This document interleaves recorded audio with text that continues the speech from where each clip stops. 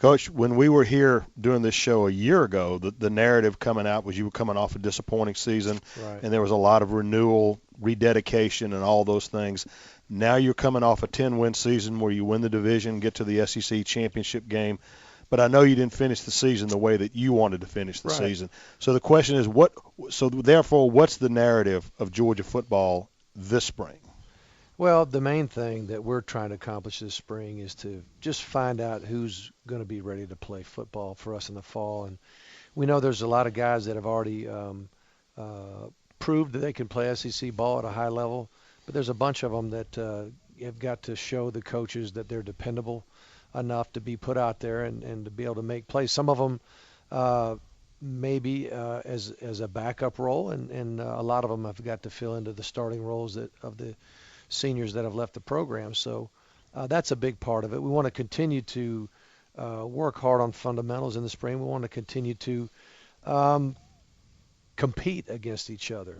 And even Well, that was a big deal last spring, right? Yes. You got after it last spring from a competition We standpoint. did. We've had competition days throughout the spring where we'll keep score on certain events and certain drills just to make sure everybody's getting after it. But I will say that it didn't take much to get them riled up in a hurry because they're ready to get after each other pretty good. Let's talk about this, I guess, from the standpoint of how difficult a decision was it, and what was the process for you being the head coach to say, I'm going to take a guy who's as explosive at wide receiver as Malcolm Mitchell, and, yeah, I'm going to let him go over here with Coach Grantham on the defensive side for a little while in the secondary. Right. What kind of process goes through that, and Right. are you okay with it, I guess? Oh, yeah. Well, the couple factors. Number one, Malcolm, he just wants to play both ways. I mean, it's just his nature, period. And he came in. We actually recruited him as a cornerback. Everybody recruited him as that.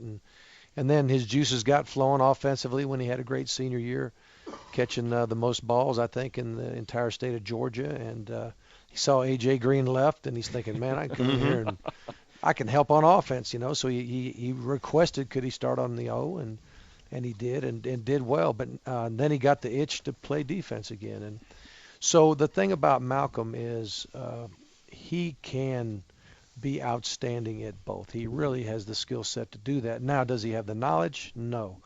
That's why this spring I felt like he could spend every single meeting with the defensive coaches so he could be fully functional in any given game as a defensive football player. And I already know that he could do that offensively. So I would think we'll definitely see him start the season primarily as a defensive back, but we will also see him play offensive snaps from the very first game. So I think as the season goes on, I think when the weather cools down, I think that he'll probably be able to play more total snaps as we go.